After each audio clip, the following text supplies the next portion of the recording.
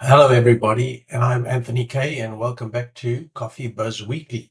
It is the week ending 31st of July 2026. Every week, we take a quick look at the biggest stories shaping the coffee industry, explain why they matter, and finish off with a coffee fact, a coffee number, and one coffee myth. So let's see what's been happening in the world of coffee this week. It has been another volatile week on the coffee markets. At the beginning of the week, Arabica futures climbed sharply as traders became increasingly concerned about the developing El Nino weather pattern and the continuing decline in certified coffee stocks. By Friday, however, many investors took profits and prices fell back again. So what does that tell us? The coffee market is nervous. There is plenty of coffee uncertainty, and every new weather forecast seems capable of moving prices dramatically. My take on this? One thing I've learned over the years is that coffee markets don't like uncertainty, whether it's drought, frost, politics, or shipping disruptions. Uncertainty almost always creates volatility. So that brings us to the next story. Is a super El Nino coming? Perhaps the biggest story this week is the weather. Climate scientists are warning that the current El Nino could become one of the strongest on record. Why does that matter? Because September and October are critical months for flowering in Brazil. If flowering is poor, the effects won't be seen tomorrow. They'll be seen in next year's harvest. Coffee is unusual because today's weather often determines next year's prices. My take on this?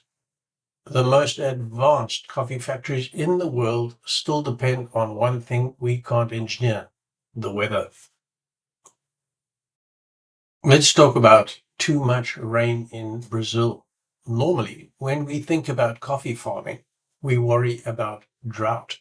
This week, it's the rain. Heavy rainfall in Minas Gerais slowed harvesting considerably. Some regions received rainfall many times higher than the normal for this time of the year. Apart from slowing harvesting, excessive rain can also affect bean quality if cherries remain exposed for too long. My take? Coffee farming is a constant balancing act. Too dry, problems. Too wet, different problems. There really is no perfect growing season. Some positive news this week. Fairtrade has announced increases to its minimum coffee prices, which will take effect later this year.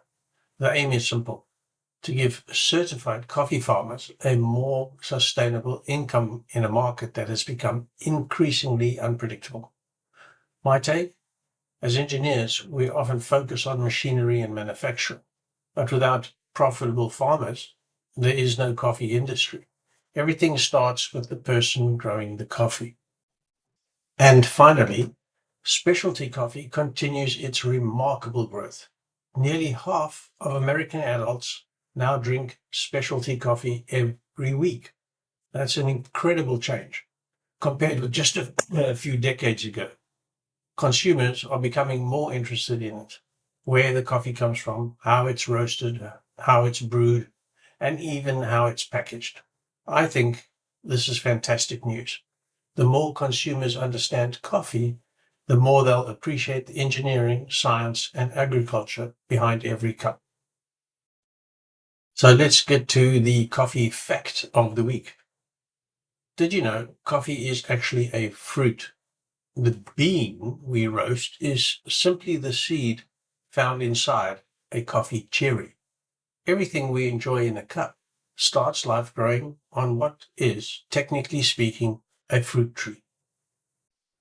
Let's get to the coffee number of the week. This week it's 55 million.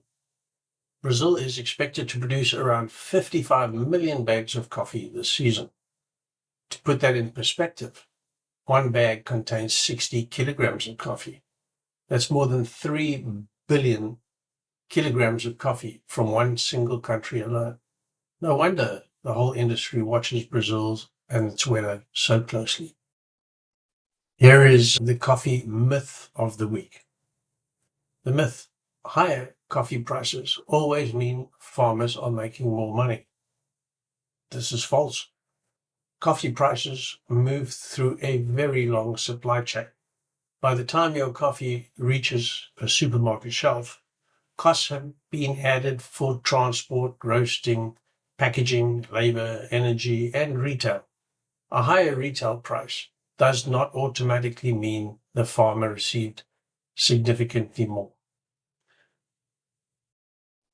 So this week we've spoken about El Nino, coffee prices, fair trade, and the Brazilian harvest.